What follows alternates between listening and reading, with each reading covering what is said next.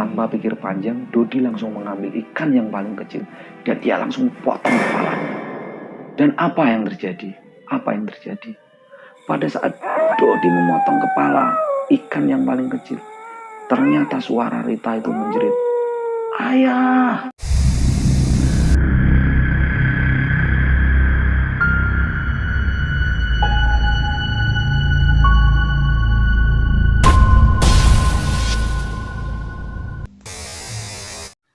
Bismillahirrahmanirrahim. Assalamualaikum warahmatullahi wabarakatuh.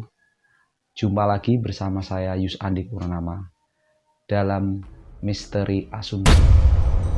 Malam ini kita akan menceritakan sebuah fenomena dan kejadian yang sering terjadi di dalam masyarakat, di dalam kehidupan sehari-hari. Apa itu? Fenomena itu adalah fenomena pesugihan Buto Ijo. Sahabat misteri, diceritakan dalam suatu desa di kaki lembah Gunung Merapi terdapat satu keluarga yang bernama Dodi, istrinya bernama Sari, dengan dua anaknya bernama Tari dan Rita. Diceritakan Dodi dan Sari itu keluarga yang sangat miskin, sangat menderita. Dia tidak bisa bekerja sesuai apa yang diidam-idamkan orang-orang. Dia hanya sekedar buruh yang hanya katakanlah untuk makan sehari-hari saja sudah cukup. Yang jadi masalah saat ini pada keluarga Dodi adalah anak yang pertama Dodi bernama Tari, anak yang sudah beranjak dewasa dan sudah mulai sekolah di tingkat menengah atas. Yang jadi permasalahan dari keluarga Dodi adalah anaknya yang paling kecil yang bernama Rita, yang baru berumur 3 tahun. Rita ini setiap malam dia sakit-sakitan, dia tidak bisa tidur, bahkan dia selalu menghabiskan waktu untuk kedua orang tuanya. Bagaimana mungkin orang tua ini akan menjadi tenang, sedangkan Rita selalu sakit, selalu demam. Pada suatu malam si Rita mengalami demam yang sangat tinggi dan dia itu tidak bisa merasakan apa-apa lagi kecuali menangis. Dan pada saat itu Sari, ibu dari Rita, dia menangis juga meminta bantuan kepada suaminya. Dia bilang, Mas Dodi. Kemudian Dodi datang, dia lihat si Rita menangis yang tidak bisa berhenti. Dia menangis sekencang-kencangnya dan dia bercerita, kenapa ini bisa terjadi? Saya nggak tahu, Mas. Rita tiba-tiba menangis dan dia merasakan sakit yang luar biasa pada kepalanya. Terus bagaimana ini, Mas? Kita bawa saja ke mantri. Pada saat itu Dodi merasa bingung apa yang akan dilakukan. Dia ingin ke mantri, dia nggak punya uang. Ingin membawa ke kota juga, bagaimana mungkin? Untuk ke mantri saja dia sudah tidak mempunyai uang sama sekali. Pada saat Dodi kebingungan, tiba-tiba Sari berkata, Mas Dodi, bagaimana kalau Mas Dodi datang ke rumahnya Mas Dian? Mas Dian kan orang paling kaya di kampung ini, bahkan di desa ini. Dia yang paling kaya, dia punya segalanya. Dan dia itu kakak kamu, Mas. Mungkin dia bisa memberi pertolongan. Dodi berpikir sejenak, dia bingung. Wah, saya itu sebenarnya gini, Dek. Dengan Mas Dian itu saya sudah malu. Setiap kali aku meminjam uang, setiap kali datang ke sana, selalu tidak dikasih. Kalaupun dikasih itu pun tidak seberapa. Itu pun aku masih diomel-omeli sama Mas Dian. Tapi Sari tetap meyakinkan Mas Dodi, gak apa-apalah, Mas.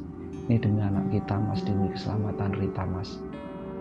Jalanlah ke tempatnya Mas Dian supaya si Rita juga tidak merasa sakit dan segera bisa sembuh, Mas, minimal untuk malam ini, Mas. Dengan pikiran yang kalut dan sangat campur aduk, akhirnya Dodi memutuskan, wah ya, memang saya harus ketemu Mas Dian dan ini Yang bisa menolong keluargaku saat ini memang Mas Dian yang paling cepat. Kemudian Dodi langsung bergegas. Dia tidak pikir panjang, malam itu juga dia datang ke tempatnya Mas Dian. Dia datang, tok tok tok tok. Assalamualaikum, assalamualaikum.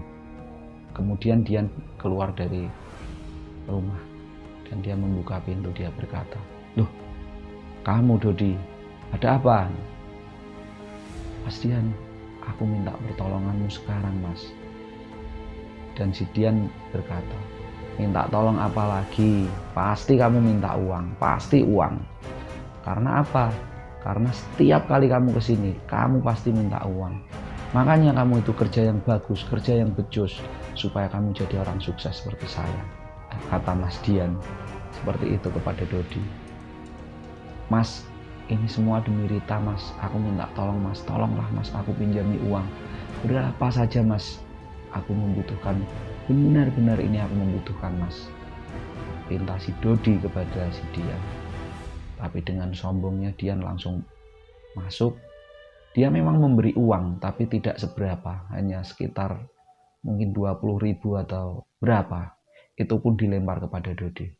"Ini untuk beli obat sementara untuk anakmu Rita." Dan mau tidak mau Dodi terima, karena memang Dodi memang tidak mempunyai uang sama sekali. Dan dengan kesal, dengan sakit hati, tanpa sepatah kata apapun, Dodi pulang meninggalkan rumah Dian. Dia berjalan termenung dalam hatinya. Dia itu merasa tersakiti, merasa dendam. Dan dalam hatinya dia berkata, "Oke, mungkin ini yang bisa kamu lakukan kepadaku saat ini. Tapi ingat, suatu saat apabila aku kaya, aku akan membuatmu menderita seperti apa yang kurasakan saat ini." Wajar memang Dodi berkata seperti itu dalam hati, karena memang Dian itu orang paling kaya di kampung itu. Tapi untuk memberi adiknya, dia itu sangat pelit, bahkan terlalu perhitungan kepada si Dodi. Singkat cerita, Dodi akhirnya sampai di rumah. Dia belikan obat untuk anaknya si Rita. Itu pun hanya obat penurun panas dan penurun demam. Akhirnya diminumkan kepada Rita. Memang sedikit demi sedikit akhirnya Rita itu bisa tidur. Dan Dodi berkata, "Sabar dulu nak, sabar ya nak ya, nanti suatu saat kamu pasti sembuh." Dengan sembuhnya Rita sementara, Sari pun tersenyum dan dia menangis. Dia bilang, "Alhamdulillah Mas, anak kita masih diberi pertolongan pada Tuhan Yang Maha Esa. Tapi Mas, kalau kita hidup seperti ini terus, apa yang kita rasakan Mas? Kita akan sakit, kita selalu dicaci, dimaki. Dan satu-satunya jalan Mas harus nyari uang ke kota. Untuk apa? Satu, untuk kesehatan anak kita, dan kedua, untuk keluarga kita Mas." Tanpa pikir panjang, Dodi berkata, "Baiklah dek, kalau memang begitu, memang aku harus ke kota, aku harus rubah nasibku." Keesokan harinya, Dodi berpamitan dengan istrinya, Sari. Dia bilang, "Bu, aku berangkat ke kota saat ini." Dan dia menyalami anaknya yang bernama Tari yang sudah beranjak dewasa. Dia juga bilang, "Tari, ayah berangkat ke kota untuk kebaikan kita semua. Ayah ingin mencari uang yang lebih besar dan layak." Kemudian Dodi menyambangi anaknya yang Rita yang masih kecil sambil menangis dan mencium. Dia bilang, "Maafkan ayah nak, ayah harus berangkat ke kota. Ini semua demi kebaikanmu dan demi keluarga kita." Kemudian berangkatlah Dodi ke kota. Tapi apa yang terjadi? Pada saat perjalanan dari rumah dia yang berjarak kurang lebih 300 meteran lah ke jalan raya, dia berjalan sendiri sambil berpikir kalut, apa yang akan aku lakukan di kota? Sedangkan yang namanya Dodi itu hanya lulusan SD. tidak mempunyai keterampilan apapun. Di dalam kebingungan Dodi, akhirnya dia terbesit. Wah, bagaimana aku bisa mendapatkan uang yang dengan mudah, tidak dengan bekerja keras? Ya, bagaimana? Tapi apakah bisa?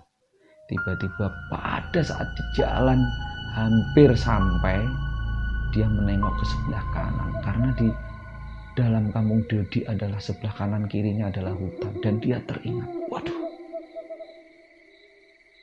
Tiba-tiba dia tertegun dan dia berpikir, wah, apa saya harus melakukan ini ya?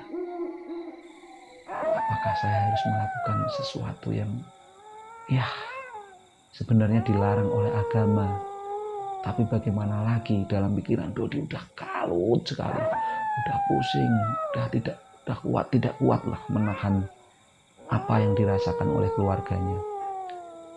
Tiba-tiba Dodi langsung berpikir, ya, saya harus berubah, saya harus menjadi sukses, saya harus mempunyai banyak uang. Dengan apa? Saat ini saya harus dengan cara instan. Dan apa? Pada saat Dodi berpikiran dia mau ke kota, ternyata pikirannya berbalik 360 derajat. Dalam pikiran Dodi hanya teringat, dulu ada cerita di bawah kaki Gunung Semeru itu ada orang pintar, ada sesuatu fenomena atau suatu pesugihan di situ yang membutuhkan ya sedikit syarat-syarat dan sesajen apapun. Pada saat itu Dodi nggak berpikir banyak, dia hanya berpikir, oh ya, aku dapat uang.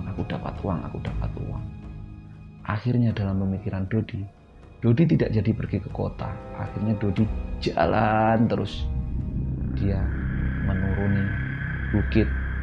Dia terus berjalan ke arah lereng Gunung Semeru yang pernah dia tahu di situ ada tempat untuk mencari dalam tanda kutip pesugihan.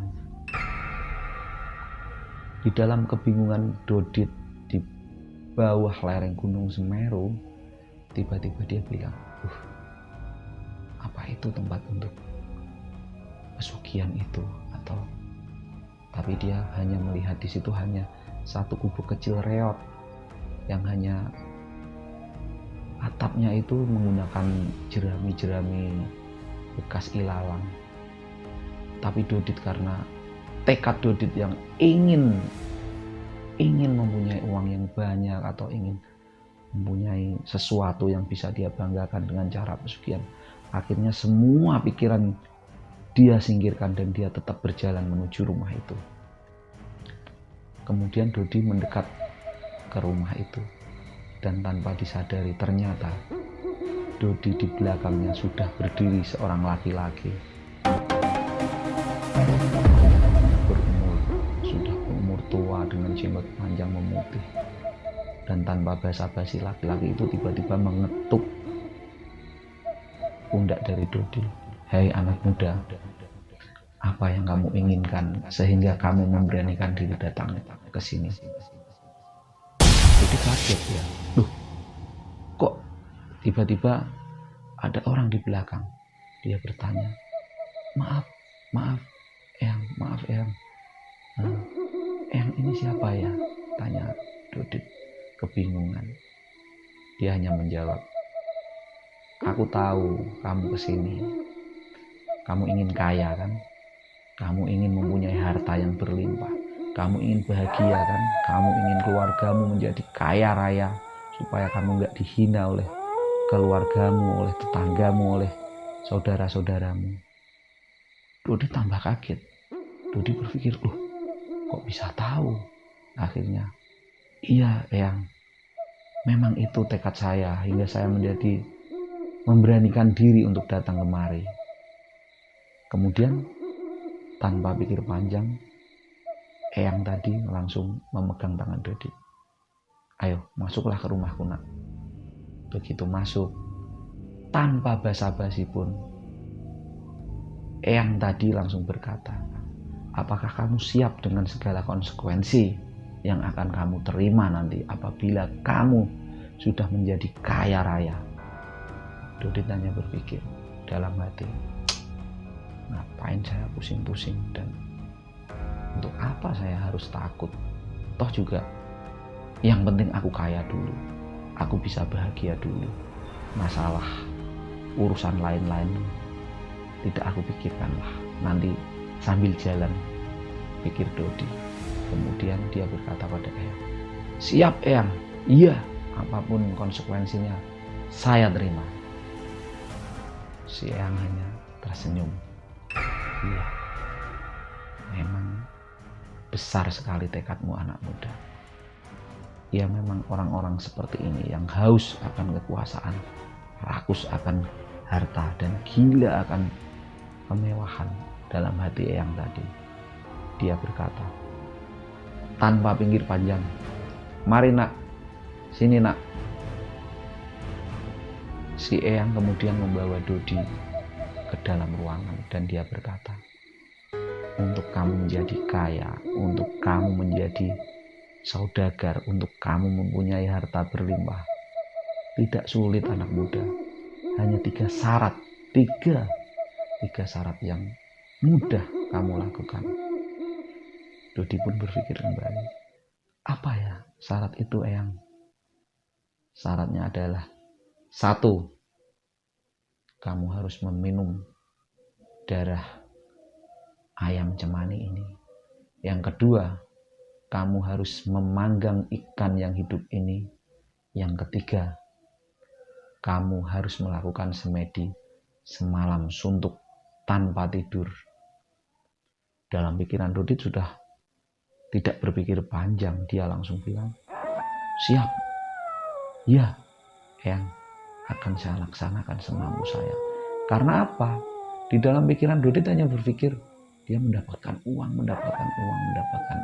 tanpa berpikir apa resikonya.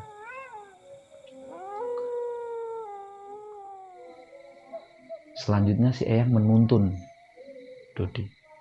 Dia bilang, minumlah darah dari ayam cemani ini anak muda sampai habis tanpa tersisa.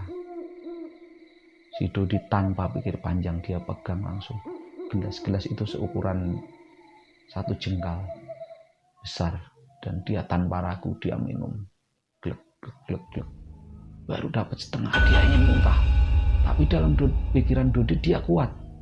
Kalau saya muntah saya pasti gagal. Akhirnya diminum sampai habis. Dan dia langsung selesaikan tugas yang pertama. Dia bilang, Eyang, sudah habis. Dia bilang, bagus anak muda ini. Saya suka orang-orang yang tamak seperti ini dalam hati si Eyang. Kemudian si Eyang bilang, syarat kedua anak muda, ada 3 ikan yang harus kamu pilih. Dan kamu harus memakannya dengan cara dipanggang. Baiklah Eyang. Di situ ada ikan yang berukuran besar, ada ikan yang tidak begitu besar, dan ikan yang kecil. Karena ikan itu harus dimakan, pikir Dodi, aku makan yang kecil aja, yang gampang lah. Begitu dia berpikir, dia langsung ambil ikan yang kecil. Dia ambil ikan kecil, dia langsung bilang, bagaimana ini Eyang? Kamu harus bersihkan sisik-sisiknya, kamu bersihkan kotorannya, kemudian kamu panggang dan kamu makan. Tanpa pikir panjang, Dodi langsung mengambil ikan yang paling kecil dan dia langsung potong kepalanya. Dan apa yang terjadi? Pada saat Dodi memotong kepala ikan yang paling kecil, ternyata suara Rita itu menjerit, ayah! Dodi kaget. Dia berpikir, kok ada suara Rita menjerit ayah? Tapi di dalam otak Dodi sudah dipenuhi oleh nafsu setan yang sudah tidak bisa dijelaskan atau berpikir secara jernih. Dia pikir hanya, paling hanya Rita ini kesakitan, karena memang Rita itu sudah biasa sakit-sakitan dan biasa memanggil ayahnya. Dia pikir, itu hanya halusinasi. Akhirnya si ikan terpotong kepalanya. Begitu si ikan itu sisiknya dibersihkan, si Rita itu menjerit-jerit, ayah, ayah, sakit ayah, sakit ayah. Tapi Dodit nggak peduli, dia hanya berpikir, ini hanya halusinasi saya aja. Dia berpikir seperti itu. Dia tetap membersihkan, ayah, ayah. Tangisan bahkan tidak dihiraukan. Dia hanya berpikir, ini hanya gangguan, hanya yang ingin menggagalkan rencanaku saja. Akhirnya dibersihkan sampai suara si Rita itu menghilang dan ikan itu bersih. Setelah bersih, Dodit langsung menusuk perut si ikan. Sedap, masukkan ke tusuk, dan tanpa pikir panjang, Dodi langsung memanggang ikan itu juga. Dan apa yang terjadi pada saat Dodi memanggang itu, si Rita itu di rumah itu menggelepar-gelepar seperti ikan yang sedang dipanggang. Dan Dodi sebenarnya bisa melihat, bisa merasakan, tapi dia hanya berpikir, itu hanya halusinasi saja untuk ikan ini, pikir si Dodi. Dan dia terus memanggangnya sampai dengan selesai. Dan tanpa pikir panjang pun, Dodi langsung makan ikan itu sampai habis dan lahap. Dan pada saat makan itu pun terdengar suara tangisan Rita yang menangis-nangis meminta ampun. Tapi Dodi tetap saja lakukan. Dan tanpa pikir panjang habis semua ikan panggang yang sudah dimakan sama Dodi. Dalam hati Eyang tadi juga berkata, baiklah anak muda, dengan kerakusanmu ini akan menjadi ilmu yang sangat sakti yang ingin menambah kesaktianku, dalam pikir si Eyang tadi. Kemudian si Eyang mengatakan kembali, ini adalah ujian yang terakhir, nak. Apabila kamu berhasil, kamu sudah tinggal merasakan nikmatnya harta benda yang kamu inginkan. Pikir Dodi udah gak pikir panjang. Ujian 1 berhasil, syarat kedua berhasil. Dia hanya berpikir, wah ini yang ketiga memang berat ini, tapi tetap harus saya laksanakan. Akhirnya Dodi mengikuti jejak dari Eyang tadi yang turun ke bawah lagi ke arah gunung, turun ke bawah lembah, dan akhirnya bertemu sebuah gua. Dia bilang, anak muda, kamu malam ini harus bersemedi di dalam gua ini. Dan kamu harus selesaikan ritualmu yang ketiga. Apa itu? Kamu harus bersemedi semalam suntuk pati geni tanpa terkena cahaya. Dan jangan beranjak, jangan tidur, dan jangan berdiri sebelum aku datang. Dodi pun berkata, baik Yang, siap, dan akan saya lakukan. Dodi masuk ke dalam gua. Di dalam gua itu dia melihat ada gundukan tanah yang agak tinggi. Dan di sampingnya itu keluar air yang berwarna merah seperti darah. Tapi dia hanya berpikir, itu hanya ujian toh. Ujian pertama, ujian kedua bisa, dan ini harus saya selesaikan. Dodi langsung naik ke atas. Dia langsung bersila, dia bersemedi, dia diam seperti apa yang dikatakan Eyang itu. Dia pati geni selama semalam. Dan apa yang terjadi? Pada saat Dodi mulai bersemedi, di samping itu terlihat ada sebuah ular yang besar ingin memakannya. Tapi Dodi sebenarnya dia takut. Tapi dia sudah bertekad, kalau aku takut, aku lari, pasti gagal. Begitu ular itu mendekat, Dodi dengan tenang diam saja. Akhirnya ular itu menjauh. Kemudian yang kedua, datang seekor macan yang sangat besar sekali, berwarna hitam. Dia seolah-olah ingin menerkam Dodi. Dan Dodi dengan semangat yang pantang menyerah, dia bilang, kalau sampai gagal, saya pasti gagal, dan percuma apa yang sudah aku lakukan. Dan yang terakhir, dan ini yang paling berat, begitu menjelang pagi, dari belakang ternyata Dodi itu merasa tercekik. Jadi leher Dodi itu dicekik sebuah tangan yang sangat besar hingga Dodi itu nggak bisa bernafas. Dia bilang, wah, berat sekali ini, berat. Apakah ini dia tahan? Dodi tetap tahan, dia tetap tahan. Karena dia berpikir apa? Kalau sampai gagal, apa yang sudah dilakukan akan sia-sia. Dodi tetap bertahan dan dia berkata, wah, dia nggak bisa berkata apa-apa lagi. Dia hanya bertahan. Dan pada suatu saat, ternyata badan itu berbalik dan ternyata asap mengepul dari depan gua. Asap itu sangat pekat dan lama di depan Dodi berdiri sebuah sosok yang sangat besar, sangat menakutkan, dengan kepala yang sangat besar, mata mencorong merah, mulut yang besar dan lidahnya itu sampai hampir menyentuh tanah. Badan itu besar dan berwarna seperti lumut. Besar sekali dengan ditumbuhi bulu dari atas kepala hingga kaki, penuh sekali dengan bau yang sangat busuk, sangat menyengat. Ya, mungkin inilah yang diasumsikan orang-orang sebagai buto ijo. Dan Dodi dengan kuat dia bilang, saya harus kuat. Dan kemudian sosok yang di depan Dodi, dia langsung tertawa. Hahaha, dia tertawa dengan nyaring, dengan keras. Dia bilang, aku sudah mengerti keinginanmu anak muda. Dan aku sudah memenuhi semua keinginanmu apabila kamu memenuhi semua syarat-syarat yang aku minta.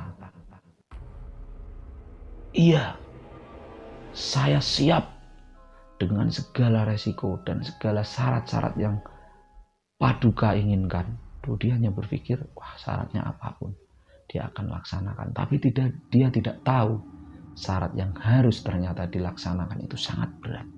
Tapi Dodi bilang, siap Paduka, apapun syarat yang harus dilakukan, saya pasti lakukan. Dan kemudian sosok buto ijo ini langsung dia berkata, baiklah anak muda, apapun yang kamu minta pada saat malam Selasa Kliwon atau Jumat Kliwon, kamu ada ritual yang aku minta, aku akan semua memberikan apa yang kamu inginkan. Dan dengan sekejap makhluk itu menghilang tanpa bekas. Dan anehnya di depan Dodi itu sudah ada tumpukan emas dan sudah banyak uang yang ada di situ. Wah, Dodi langsung berteriak kegirangan. Wah, inilah yang aku cari selama ini. Dan dia tertawa terbahak-bahak seperti orang gila. Dan anehnya lagi, Eyang yang menuntun Dodi untuk menuju pesugihan itu sudah ada di belakang dan dia berkata, anak muda, kamu sudah berhasil, sambil dia memegang punggung Dodi. Dodi pun senang bukan kepalang. Emasnya banyak sekali dan uangnya juga banyak. Bahkan emasnya itu kalau dikumpulkan itu satu plastik kresek itu mungkin tidak muat. Kemudian Dodi mengambil karung yang ada di sebelah sisi gua. Dia ambil emas, dimasukkan ke dalam karung, uangnya dimasukkan ke dalam karung. Dan dia sangat bahagia.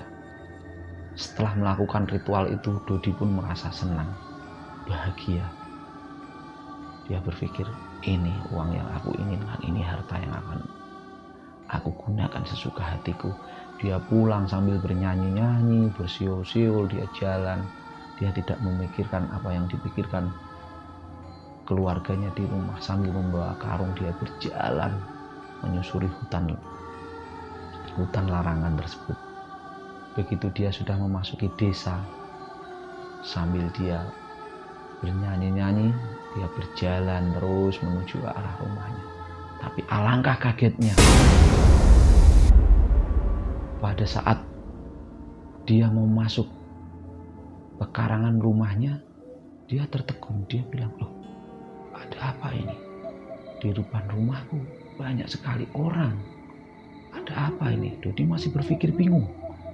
Ada apa ini ya? Dia tetap berjalan saja, dan orang di kanan kirinya Dodi tidak ada yang bicara.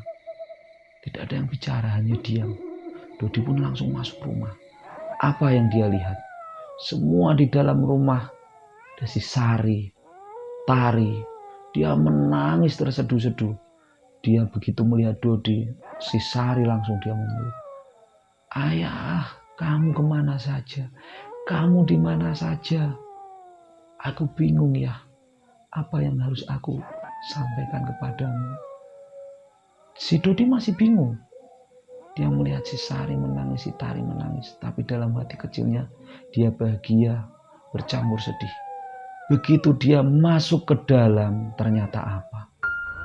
Ternyata yang dilihat Dodi adalah sebujur mayat anaknya Rita yang sudah meninggal. Dodi saat itu pun menangis. Dalam hatinya dia bilang, aduh, dia menyesal. Apakah ini bertanda tadi malam saat aku melakukan ritual? Dia bingung. Kemudian Dodi membuka mayat dari anaknya si Rita. Apa yang dilihat? Ternyata badan dari Rita, kulitnya seperti mengelupas, seperti ikan yang sisiknya dihilangi. Kemudian dia melihat di leher Rita ada segaris merah, seolah-olah leher Rita itu terpotong oleh pisau yang sangat tajam. Dan di dalam tubuh Rita itu semuanya hitam dan semuanya gosong. Tapi dalam pikiran Dodi, karena Dodi sudah kerasukan setan, sudah berpikiran yang sudah, ya dia nggak mau tahu. Dia hanya berpikir, sudahlah, nggak masalah. Anakku mati, toh Rita ini anaknya juga sakit-sakitan, bikin repot, bikin masalah. Sudahlah, ibaratnya harta yang aku bawa ini aku tukar dengan nyawa Rita, nggak masalah lah, saya pikir. Nah, sesampainya di situ, para pelayat datang. Saat itu juga ada datang satu orang tetua yang dituakan di desa itu. Dia bernama Kiai Jupri.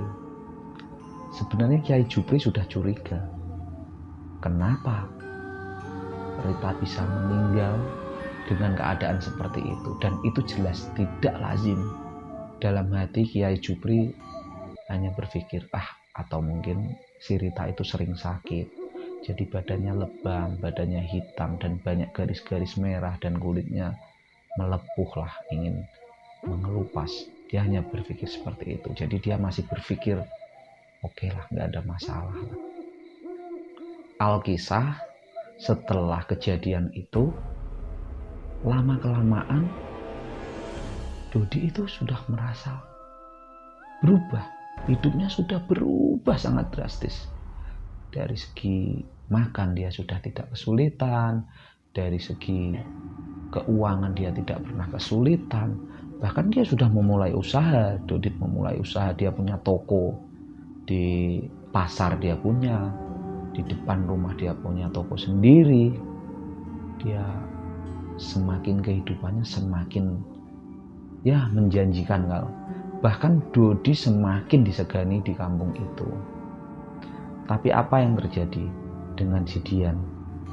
Si Dian itu hidupnya malah semakin sengsara. Entah apa, yang namanya bisnis kan bisa naik turun. Ternyata si Dian lama-kelamaan akhirnya si Dian jatuh bangkrut. Dan dalam hati Dodi dia berkata, inilah saatnya aku harus membalas dendam. Dodi kembali, dia nggak berpikir Dian itu siapa. Dian itu kakaknya, harusnya dia menolong, tapi Dodi malah berpikir, lihat saja, apabila kamu meminta pertolongan padaku, lihat saja, saya masih sakit hati dan saya masih dendam dengan dia dalam hati Dodi. Dan apa yang dikatakan Dodi, yang dipikirkan Dodi, ternyata terjadi. Si Dian karena melihat Dodi sudah sukses, datang Datanglah dia bersama istrinya dan anak. Assalamualaikum. Dia bilang, waalaikumsalam. Oh, ya gimana kak? Tanya si Dodi kepada Dian. Si Dian berkata, Dod, bisnisku habis, tanahku sudah aku jual, terus semuanya apa yang aku lakukan selalu saja merugi, panen juga habis, aku bangkrut dan aku udah gak punya uang. Tolonglah aku, Dod, kamu kan adikku satu-satunya dan kamu saat ini yang bisa aku andalkan. Yang Dodi langsung masuk, dia ambil uang 1 kepok, dia lemparkan ke muka si Dian. Nih makan, buat makan kamu, dan tidak usah dikembalikan. Dia bilang. Pada saat itu juga si Dian merasa, ya sudahlah, karena saya saat ini jatuh dan saya juga dulu memperlakukan itu kepada Dodi. Akhirnya dengan berat hati, dengan rasa malu di depan Dodi, Dian istrinya dan anaknya si Dewi memunguti uang yang dibuang Dodi. Dia bilang, terima kasih Dodi, akan aku gunakan sebaik mungkin. Tanpa sepatah kata pun Dodi meninggalkan si Dian yang ada di pelataran. Kemudian tibalah hari yang sangat ditunggu-tunggu oleh Buto Ijo atau Paduka dari Dodi. Pada saat malam Jumat Kliwon, Dodi bingung, dia berjalan ke sana kemari. Apa ini yang harus aku tumbalkan pada Paduka Buto Ijo? Dia berpikir, dia jalan ke sana kemari sambil bingung dia. Siapa? Karena dalam perjanjian itu tertulis, apa yang kamu berikan padaku saat ini harus yang ada berhubungan keluarga denganmu, yang harus ada hubungannya kerabat denganmu. Pada saat Dodi kebingungan ke sana kemari mencari, siapa yang aku tumbalkan ya, ini anak kecil ini ya. Kemudian datanglah ponakannya yang bernama Dewi. Dia bilang, Paman, di mana Mbak Tari ya? Tadi Mbak Tari bilang ini diantarkan ke pasar. Dalam hati Dodi, ini dia mangsaku berikutnya. Tanpa pikir panjang, Dodi masuk ke rumah, dia ambil uang, dia bilang, Dewi, ini uang untukmu buat jajan. Mbak Tari sudah berangkat ke pasar sendiri, jadi kamu tidak perlu mengantarnya. Baik Paman, terima kasih. Dan Dewi pulang. Dewi pun bercerita kepada ayahnya Dian kalau dia diberi uang sama pamannya. Dan Dian berpikir, loh, baik sekali si Dodi pada si Dewi ya. Dalam hati si Dian. Tibalah pada saat malam persembahan atau permintaan dari Paduka Buto Ijo. Dengan sesajen penuh, dengan ubur rambe yang sudah komplit, dengan mantra yang dia bacakan. Dengan sesaat keluarlah asap yang sangat hitam pekat membumbung tinggi di depan kamar pemujaan dari si Dodi. Dan lama-kelamaan muncullah sosok Buto Ijo yang sangat menyeramkan, persis sekali di dalam gua, dan dia langsung tertawa. Dodi, malam ini apa yang sudah kamu siapkan dan apa yang sudah kamu persembahkan untukku? Tanpa pikir panjang, Dodi bilang, iya Paduka, saya sudah siapkan semua ubur rambe yang dibutuhkan, dan saya sudah siapkan satu anak kecil untuk Paduka Buto Ijo. Kemudian si Dodi langsung berikan sesajen dan sesembahan itu kepada Paduka Buto Ijo. Dan dengan seketika Buto Ijo langsung menghilang. Dan pada saat yang bersamaan, si Dewi di rumahnya kakaknya Dodi, Dian, menangis tanpa ampun. Dia menangis terus menangis, badannya panas, Padahal di dalam rumah itu sudah tidak ada apa-apa, hanya kipas dan rumah yang sudah terbuka karena semuanya sudah dijual. Dan ibu dari Dewi pun bingung. Marni berkata pada suaminya si Dian, "Ya, anakmu menangis terus, ada apa ini?" Dan si Dian datang menunggui si Dewi, tapi apa yang terjadi? Dewi tetap menangis. Karena apa? Ternyata Dewi menangis itu, dia merasa badannya panas, badannya menggigil, dan di depannya si Dewi itu sudah berdiri sosok Buto Ijo yang siap memakan Dewi. Tapi apa? Si Marni, istri dari Dian, dia tidak tahu. Yang hanya tahu ya hanya si Dewi saja. Si Dewi menangis dan tanpa ampun Buto Ijo langsung mencekek. Set. Dia langsung mencekek leher si Dewi. Dewi diangkat, dibanting, dia lemparkan, dicapik-capikan oleh Buto Ijo. Tapi anehnya istri dari Dian dan Dian tidak tahu bahwa si Dewi itu pada saat itu dicapik-capik, dicekik, dan pada saat yang bersamaan si Dewi itu langsung dimakan mentah-mentah dengan Buto Ijo. Dan pada saat itu pula Buto Ijo pun langsung menghilang. Dan alangkah kagetnya, dalam pelukan si Marni, si Dewi itu sudah meninggal dunia.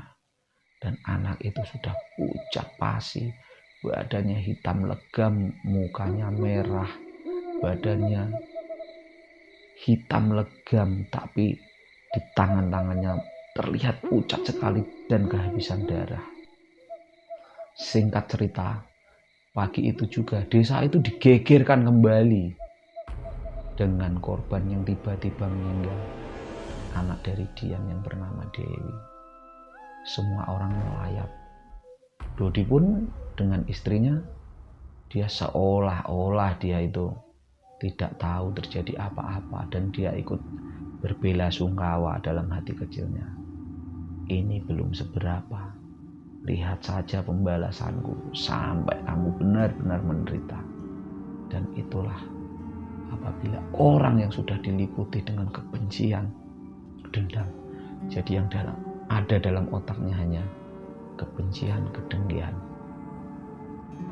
Pada saat pelayat-pelayat hadir dan ingin mengantarkan jenazah, tanpa diduga ternyata Kiai Jupri sudah ada di dekat jenazah dari si Dewi.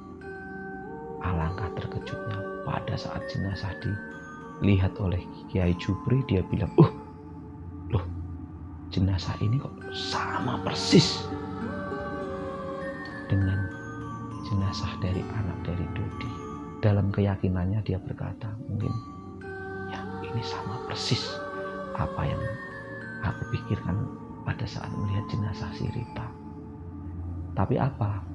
Kiai Jupri tidak berkata sepatah kata pun dan dia tidak bercerita kepada siapapun. Dia hanya berkata dalam hati, ya mudah-mudahan hanya firasat buruk saja dan mungkin tidak terjadi lagi. Kehidupan Dodi dengan tumbal dari Dewi tadi semakin kaya. Bahkan usaha-usaha dia, toko yang tadinya dia ada di depan rumah, toko yang ada di pasar, tanpa waktu yang lama langsung jadi di pasar itu dia mempunyai toko 3. Bahkan dia mempunyai usaha yang sangat besar, dia mempunyai ternak sapi yang sangat banyak dan uang seakan-akan tidak pernah ada habisnya.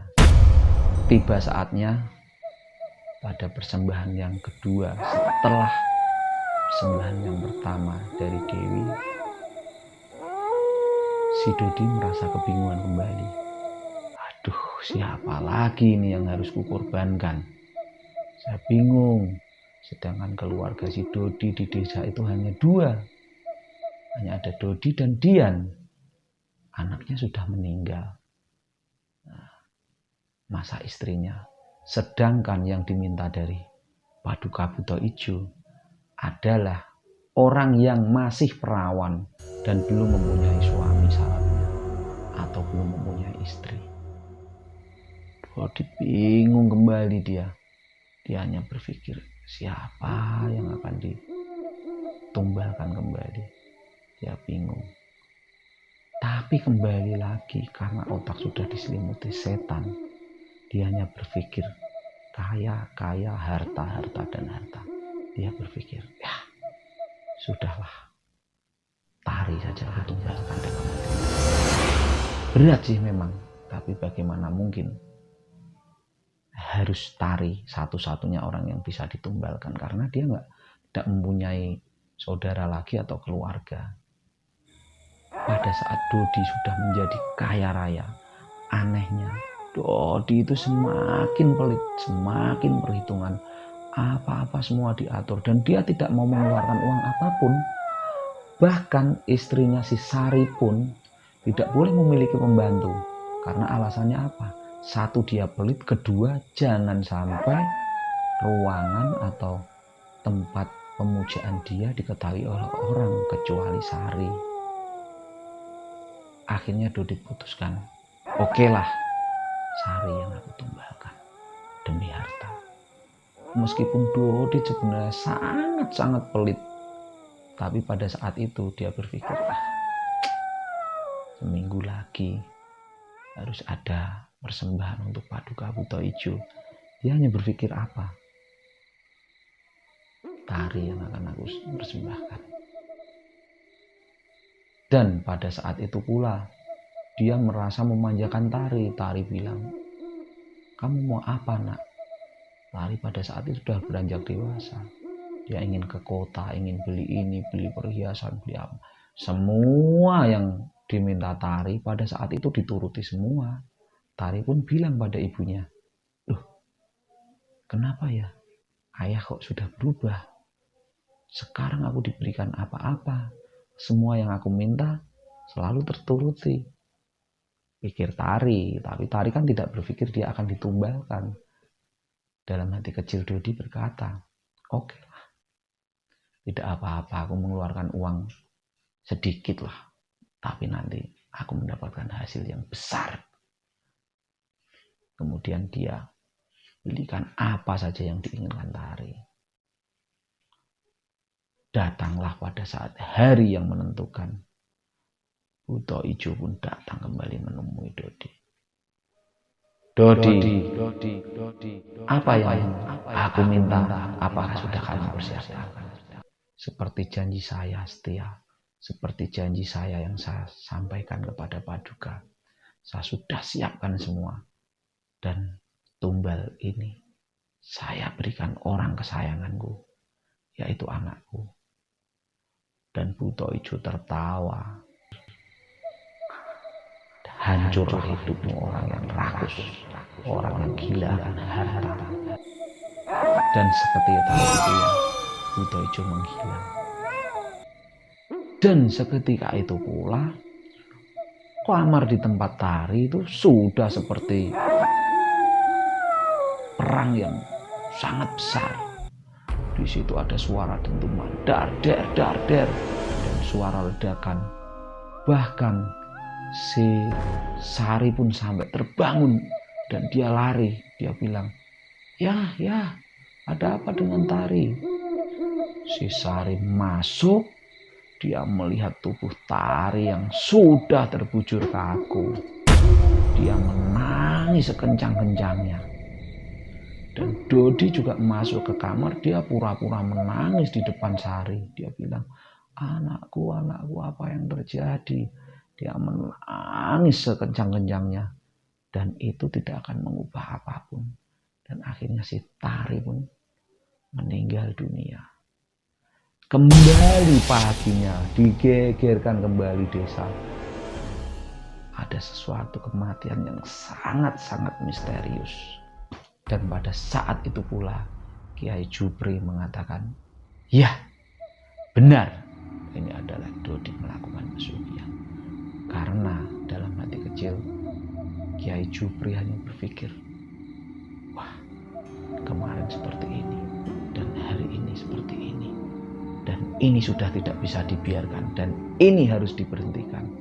Pada saat itu juga Kiai Jupri berpikir ini harus diselesaikan supaya tidak menambah beban lagi pada desa Kiai Jupri.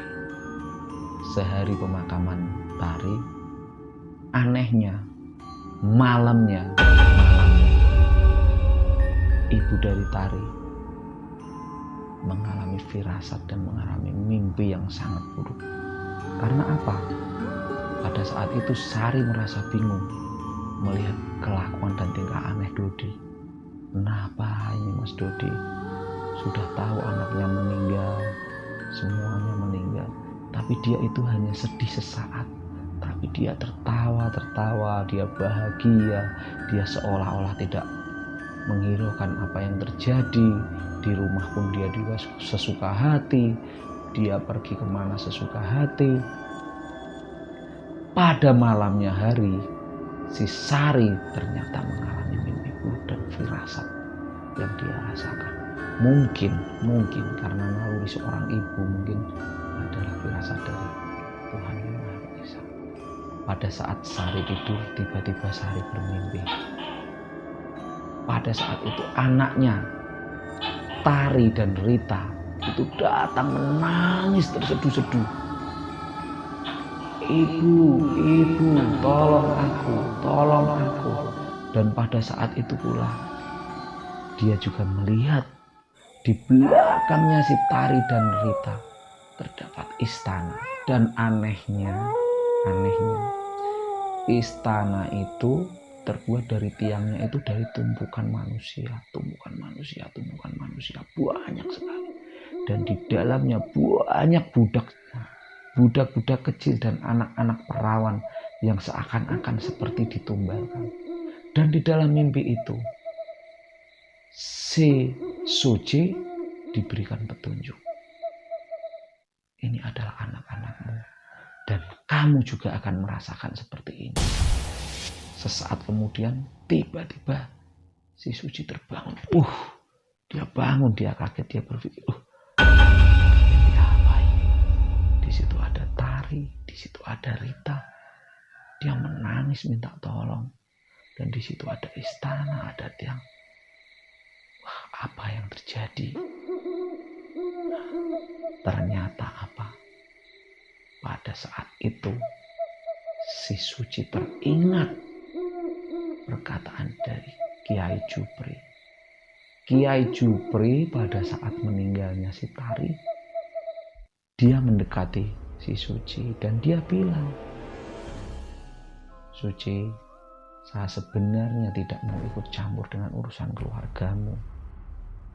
Tapi keluargamu sudah dimasuki setan, sudah dimasuki pemikiran jin, sudah dirasuki iblis, terutama suamimu. Dan suamimu saat ini melakukan pesugihan. Tapi apa pada saat itu? Pada saat itu justru si Suci itu marah pada Kiai Jupri. Karena dia berpikir, setelah kematian Tari, setelah kematian Rita, kenapa baru bercerita seperti ini? Setelah saya kaya, kenapa kamu bercerita seperti ini? Apakah Kiai Jupri iri pada saat itu? Pikir si Suci kepada Kiai Jupri. Setelah kejadian itu dia teringat kembali, oh iya, ternyata benar yang dikatakan Kiai Jupri. Tanpa pikir panjang, Suci langsung bangun. Dia melihat kamarnya suaminya si Dodi itu tertutup rapat. Dia sudah tidak berpikir lagi. Dia ambil linggis, dia dobrak itu keras-kerasnya. Ternyata apa? Pada saat terbuka, di situ ada cahaya merah yang meledak. Kencang sekali. Dan di situ asap mengepul. Dan alangkah terkejutnya, di dalam kamar pemujaan si Dodi itu terdapat banyak sekali, ada sesajen, ada kemenyan, ada bunga melati, bunga mawar, apa saja ada. Dan di situ juga banyak tercecer darah-darah segar di dalam kamar pemujaan itu. Tanpa pikir panjang, Suci langsung pergi berlari, dia ambil tas, dia ambil pakaian secukupnya, dia lari. Kemana Suci lari? Dia lari ke rumahnya Kiai Jupri. Dan pada saat sampai di rumah Kiai Jupri, dia bertemu dengan istrinya. Assalamualaikum, dia bilang. Waalaikumsalam. Istri dari Kiai Jupri bilang, loh, tumben Ibu Suci kok main ke rumah saya, ada apa ya? Sambil menangis, sambil dia tidak bisa berkata-kata, dia peluk erat-erat dari ibu. Dia peluk erat-erat istri dari Kiai Jupri. Dan dia bilang, saya ingin bertemu Bapak Ibu. Saya ingin bertemu Bapak Kiai. Sambil menangis dan sambil menenangkan Suci, Ibu Kiai berkata, tenang dulu Ibu, duduk dulu. Dia bilang duduk, dan dia diberikan air minum, dia minum. Kemudian setelah minum dia cerita. Dia menceritakan apa yang terjadi, dia ceritakan semua apa yang sudah dia ketahui. Dia cerita. Dan istri dari Kiai Jupri hanya tersenyum. Suami saya sudah bercerita pada saat meninggalnya Rita, meninggalnya Dewi, meninggalnya Tari. Dia bercerita kepada saya, tapi dia berpesan, jangan sekalipun bercerita kepada siapapun karena takut pada saat itu salah. Pada saat ketiga setelah kematian dari Tari, barulah suami saya bercerita, Bu. Saya yakin seyakin-yakinnya bahwa Bapak Dodi itu melakukan pesugihan. Pada malam itu Dodi langsung pulang ke rumah. Dia kaget, rumahku kok terbuka, pintu terbuka. Dia langsung masuk ke dalam, dia cari istrinya. Suci. Ternyata istrinya nggak ada. Dia masuk, betapa kagetnya. Ternyata di kamar pemujaan Dodi, semua sudah berantakan. Semuanya sudah terbuka pintunya, semua sesajen berantakan. Dia bingung, wah, ada apa ini dengan Suci? Dia ternyata sudah berkhianat. Dodi semakin bingung, kemana Suci ini pergi? Di saat dia bingung, sambil mencari ke sana kemari, dia tidak dapat menemukan Suci. Akhirnya apa? Pada saat malam yang ditunggu-tunggu, pada saat malam Jumat Kliwon berikutnya, tiba saatnya si Buto Ijo datang. Si Dodi bingung, dengan wajah takut, dengan wajah yang memelas. Dia tetap menunggu di kamar sesajen itu. Tiba-tiba Buto Ijo itu datang. Dia berkata, mana tumbalan Tuhan yang sudah kau siapkan? Dodi bingung karena dia tidak bisa menyiapkan tumbal. Karena memang tumbal yang disiapkan harusnya adalah istrinya sendiri. Dengan berat hati Dodi berkata, ampun Paduka. Aku kali ini aku mohon ampun. Kalau bisa akan aku berikan tumbal yang lain. Tapi Buto Ijo itu tidak peduli. Dan dia bilang, ini adalah kesalahanmu.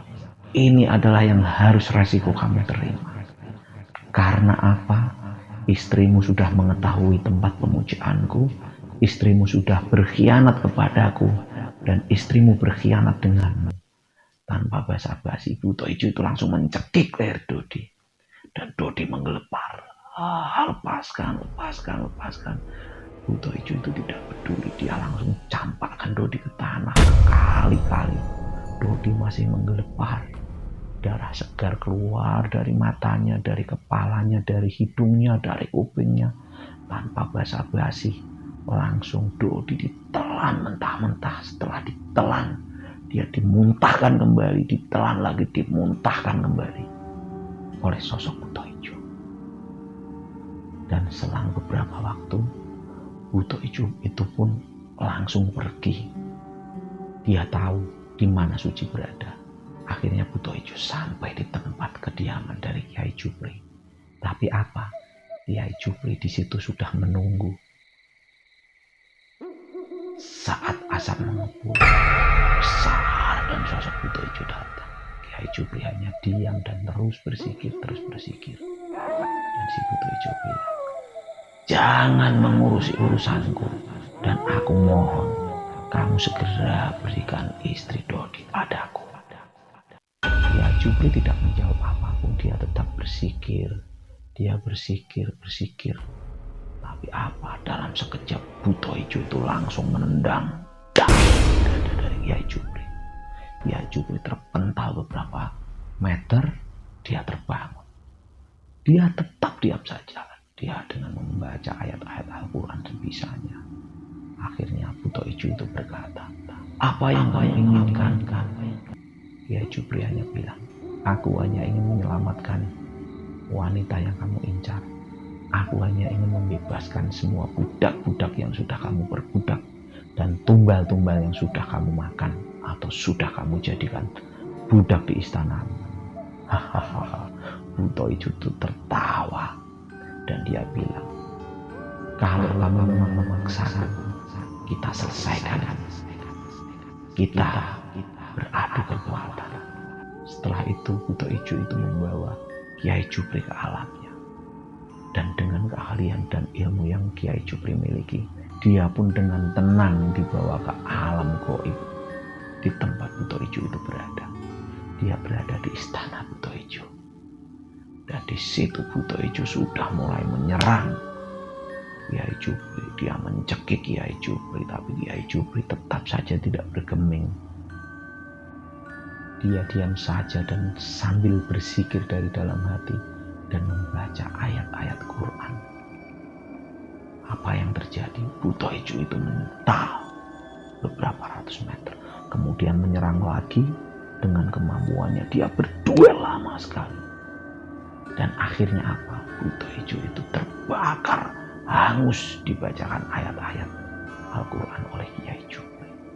Seketika itu pula istana Buto Ijo itu juga meledak. Ternyata apa? Tumbal-tumbal ribuan, bahkan anak-anak Dodi, si Rita dan si Tari di situ terlihat. Dia menangis mendekati Kiai Jupri dan dia memohon untuk diselamatkan meskipun dia sudah ada di alam baka. Akhirnya Kiai Jupri membacakan ayat-ayat Al-Quran dan dia terus bersikir. Akhirnya dalam sekejap arwah Rita dan Tari langsung menghilang. Setelah kematian Dodi, kampung Kiai Jupri menjadi tenang. Tidak ada lagi kecemasan, ketakutan, dan kebingungan dari warga selama ini. Di satu sisi, Suci memulai hidup baru dari nol kembali. Dia memulai hidup dengan menjadi guru ngaji di pesantren kecil yang didirikan oleh Kiai Jupri. Demikian kisah dari pesugihan Buto Ijo. Terima kasih untuk sahabat Misteri Asumsi. Wassalamualaikum warahmatullahi wabarakatuh. Terima kasih untuk sahabat Misteri Asumsi.